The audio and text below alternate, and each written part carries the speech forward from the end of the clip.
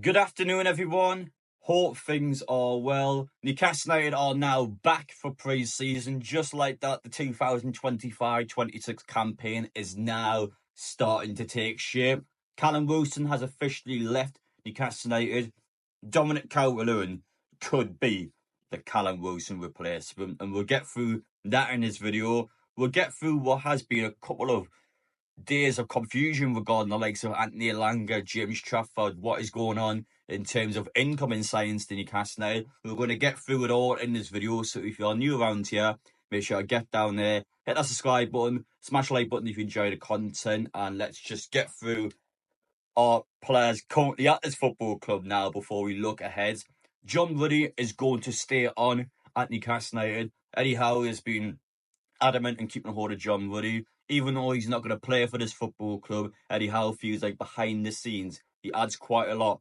For a youth team, he adds quite a lot of experience to the club, and he's someone that, for the wage he's on, I've got no issues with this one. I don't think it's the end of the world whether John Ruddy stays or goes. I just don't think it matters, to be honest. Not to disrespect the guy, but I've got bigger things perhaps in this window to worry about. Callum Wilson, of course, was a much bigger deal, being a player that's been at the football club for 5 years now. In my opinion, I've said it a couple of times, we needed to let him go. I felt like now was the correct time to let it go. And why Newcastle wanted to keep a hold of Callum Wilson on a pay-as-you-play deal, so they wanted to reduce Callum Wilson's wages just so he can kind of stay on and know deep down that he's not going to get paid unless he properly contributes to Newcastle. Now, Wilson, of course, judging by what he's seen in social media, has decided that he wants to go elsewhere, he wants to look elsewhere, and I just think the last 18 months of this guy has been so depressing because he's done such a good job for Newcastle, and it's kind of easy to forget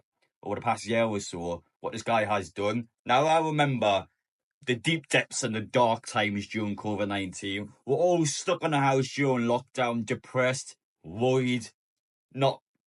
At the time, imagining what I might never go to a football game again. Like, at the time, you were properly bricking it and just didn't know what was going to happen. Now, Callum Wilson was one of those sparks that kept us up in the Premier League under the Bruce days, and even under the Eddie Howe days. You're talking 19 Premier League goals that got us to our first Champions League qualification in 20 years. So while I think Callum Wilson is a club legend, I think for what he's been able to do at the club in regards to contributions, I love the guy. He's just a bit washed. I can't deny he's just a bit finished now. So had to let him go. I think now is the correct time to do so. In terms of his statement, it's time to say goodbye after an unbelievable few years in the tune. Thank you for everything. We stood strong together through the highs and some lows to help the club experience new heights. I am so proud to have worn the iconic number 9 shirt and have added a little bit more history to it. Scoring at the Gallagher end really is as special as they say. All good things come to an end, but there's no doubt Newcastle and I will always have a place in mine and my family's heart. Thank you for the memories, and quite a lovely message to say goodbye to Newcastle fans. And again, always welcome back Callum Wilson. I hope whenever he decides to call it a day, I hope he looks back his time at Newcastle with a lot of pride, because he has achieved a lot in the, been here 5 years, but even in the 3 or so years when he's at his peak, done a lot in quite a short period of time. So he's gone now, and already we have the Dominic Calvert-Lewin link. So I think everyone wants to see Callum Wilson out the door. Everyone expected some reports to come out about Dominic Calvert-Lewin. Free agent at the minute. It's been linked to Newcastle for years. TalkSport, while I wouldn't say TalkSport a massive source, but TalkSport has claimed that Dominic Calvert-Lewin is a potential possibility for Newcastle to go in for.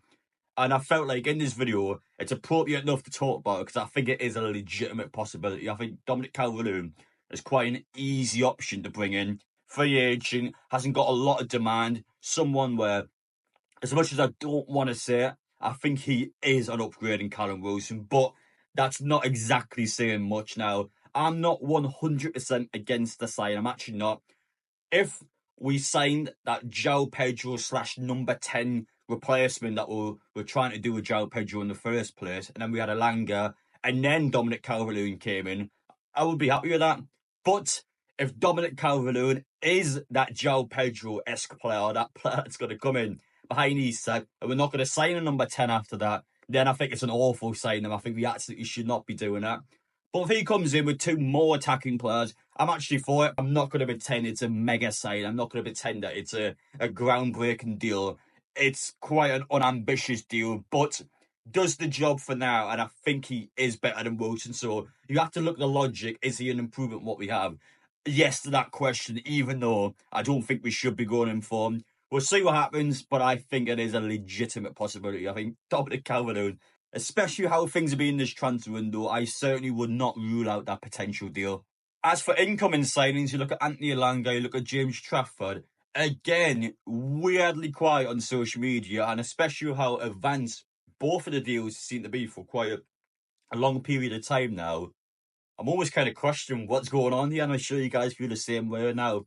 The obvious point to make, even when you talk about John Woody and Callum Wilson before, so their contracts expired on the 1st of July. It's now the 7th of July, and both of these players have only just now been concluded. Even just keeping players at this football club who have been talking to for a long period of time before their contracts expired, 7 days since the start of July, is now when both of these players have been concluded. And that's just keeping a hold of players we already had. When it comes to signing new players as well, everything in this window just comes across as slow. And I don't want to be negative because, truthfully, I don't know what goes on behind the scenes. The same with audio as well. But even the evidence of Callum Wilson, John Woody, everything just seems to be slow. And that's the story of the window, slow. We have just been slow to doing everything. And James Trafford's the easiest example of that. Someone that has been linked to Newcastle for an entire year now. And despite the fact we knew that Newcastle would be waiting for the start of July when the PSR clears up, a week later, still nothing done yet. And that's I guess, the question that supporters are going to be asking in social media. Now, James Trafford, to give you an update on him, there's been a couple of pictures surrounding social media where James Trafford has been reportedly in Newcastle, took a photo with a fan. That's not the case. He's basically took a photo in Carlisle, which is where his family lives, and that's somehow been lied and speculated to being from Newcastle. Trafford's still away at the minute. Any international player, including Newcastle players, are still currently away for a little bit longer. Anthony Elanga also is currently in Portugal, just enjoying a bit of time for himself before he is meant to go back to training with Nottingham Forest. Again, expect them the next couple of days. I still reckon we'll sign the pair of them. I haven't got any concerns at the minute in regards to bringing these players in. But of course, the more time passes and the less noise you see in social media is always going to make fans question or speculate what could have happened next. Now, as for Anthony Elanga himself, it was reported in Craig Hope yesterday.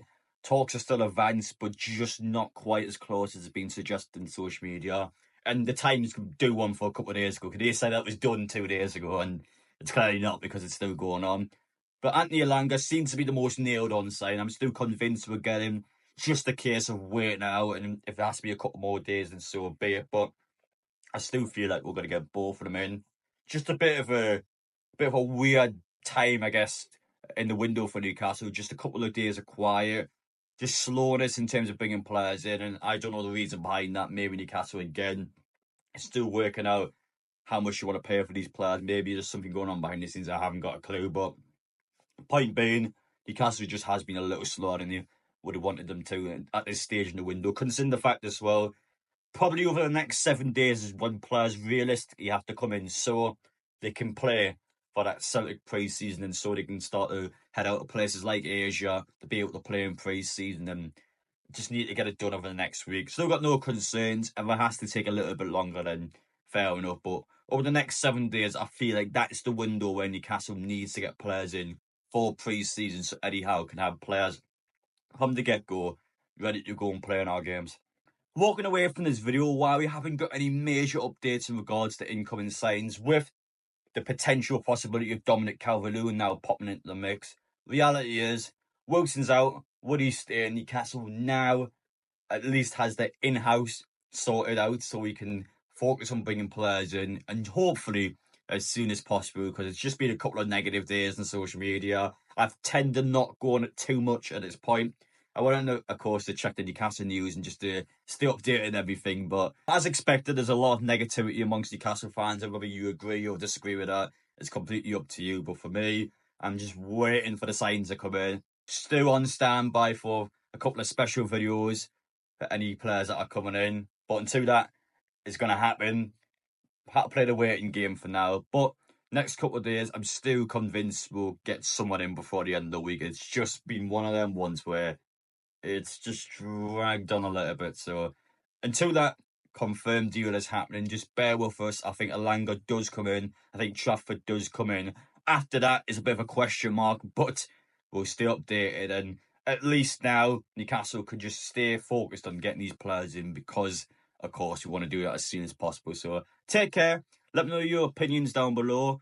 Would you take Dominic Calvert-Lewin as the Wilson replacement if it meant Elanga comes in and then a number 10 behind him? So to give you an example, let's say Xabi Simons, let's say Dominic Calvert-Lewin, Elanga, Xabi Simons. Would you be happy with that attacking options next season, of course, with our current players? Let me know down below because I'm intrigued. I actually think with the number 10, Dominic Calvert-Lewin would be an okay signing. But yeah, I'm sure if you disagree with that, you'll let me know in the comments section. Wish you all the best, take care, and we will see you all in the next one.